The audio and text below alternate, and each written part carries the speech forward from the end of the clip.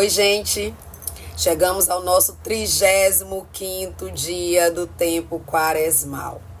E hoje eu quero fazer uma breve partilha com vocês, baseada aqui no livro 40 Dias na Presença do Senhor, que está baseado na carta que São Paulo escreve aos Filipenses, no capítulo 3, do verso 7 ao 17. Eu vou ler um pouquinho para vocês do que diz essa carta de São Paulo. Começa assim: mas essas coisas que eram ganhos para mim, considerei-as prejuízo por causa de Cristo. Mais que isso, julgo que tudo é prejuízo diante deste bem supremo, que é o conhecimento do Cristo Jesus, meu Senhor. Por causa dele, perdi tudo e considero tudo como esterco, a fim de ganhar Cristo e ser encontrado unido a ele. E isto não com minha justiça que vem da lei, mas com a justiça que vem pela fé em Cristo, a justiça que vem de Deus com base na fé. É assim que eu conheço Cristo, a força da sua ressurreição e a comunhão com os seus sofrimentos, tornando-me semelhante a ele na sua morte, para ver se chego até a ressurreição dentre os mortos. Não que eu já tenha recebido tudo, isso, ou já me tenha tornado perfeito, mas continuo correndo para alcançá-lo, visto que eu mesmo fui alcançado pelo Cristo. Irmãos, eu não julgo já tê-lo conseguido. Uma coisa, porém, faço, esquecendo o que fica para trás, lanço-me para o que está à frente. Lanço-me em direção à meta para conquistar o prêmio que do alto Deus me chama a receber. No Cristo Jesus. É assim que nós, os perfeitos, devemos pensar. E se tiver um outro modo de pensar, nisto também Deus vos esclarecerá. No entanto, qualquer que seja o ponto a que tenhamos chegado, continuemos na mesma direção. O mais importante nessa vida, meus irmãos, é chegarmos ao conhecimento de Cristo. O mais importante nessa vida é nós nos mantermos firmes na meta de imitá-lo, na meta de ser mais semelhante a ele, na meta de encontrá-lo, na meta de nos unir ao seu sofrimento para também com ele nos unir na ressurreição. Veja, Paulo era um homem que conhecia a lei, era um homem muito bem instruído, era um homem formado na escola de Gamaliel. Ele tinha as melhores referências, tanto que no começo, quando ele entra na história bíblica, ele entra perseguindo os cristãos, porque ele era um defensor da lei. E ele achava que os cristãos eram arruaceiros, então ele persegue os cristãos, até que ele é encontrado por Cristo. Lembra que a história de Santo Agostinho, né? Que Santo Ambrósio diz para ele que a verdade é que nos encontra, não somos nós que encontramos a verdade, porque a verdade é uma pessoa. Paulo foi encontrado pela verdade. E quando ele foi encontrado por essa verdade, todo o conhecimento da lei que ele tinha, toda a formação que ele tinha, o prestígio dele, passou a não significar nada. Passou a ser considerado por ele esterco, diante da experiência com o Cristo ressuscitado que ele fez em sua vida. Paulo, de perseguidor, passou a ser um dos maiores anunciadores do Evangelho, tanto que ele é a segunda coluna de sustentação da Igreja Católica, né? Pedro é o primeiro que recebeu a chave das mãos de Jesus, né? O que ligares na terra será ligado no céu.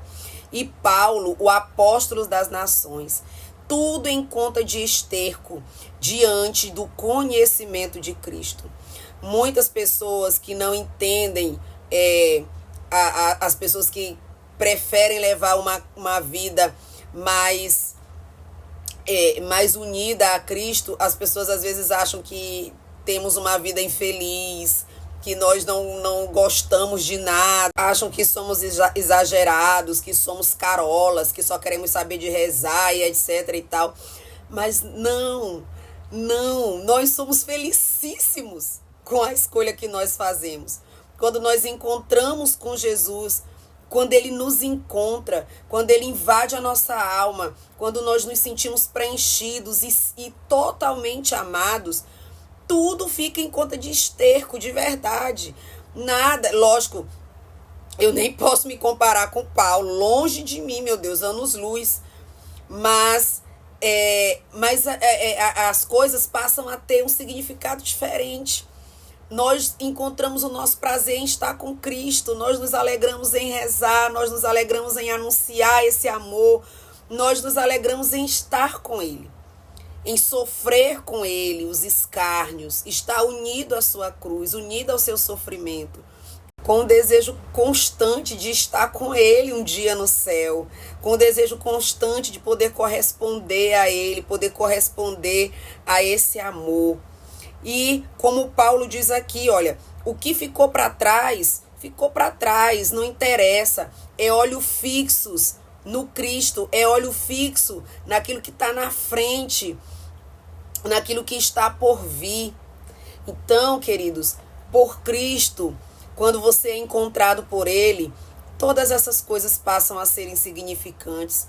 De fato, você renuncia a tudo isso e não sofre por renunciar às coisas do mundo, não sofre por renunciar a alguns prazeres. Algumas coisas são difíceis para nós, sim, porque nós somos humanos, nós estamos na carne, mas a alegria de estar com Cristo, ela é indizível, ela é grandiosa e é a nossa meta. Estar com Cristo é sempre uma questão de escolha, é sempre uma decisão e é uma decisão que nunca é fácil. Eu me lembrava quando eu lia isso aqui, relia, né, porque eu já havia lido hoje, reli novamente, eu me lembrava do jovem rico que foi encontrar-se com Jesus e pergunta para Jesus o que era necessário para se salvar, e aí ele conhecia toda a lei. E Jesus diz para ele, tá, tu já sabes tudo, então só te resta uma coisa, vai, vende tudo que tu tens e dá aos pobres. Sempre que nós escolhemos a Cristo, nós precisamos fazer algumas renúncias. A principal delas é renunciar a nós mesmos, é renunciar às nossas vontades, é renunciar ao nosso querer e viver simplesmente na obediência da sua palavra, da sua vontade. E não é fácil para ninguém. Não é fácil para ninguém. Muitas vezes nós sofremos por conta das nossas escolhas. Mas é um sofrimento que é passageiro, porque a alegria que a gente tem de estar com o esposo da nossa alma, de estar com o amado na nossa alma, é grandioso.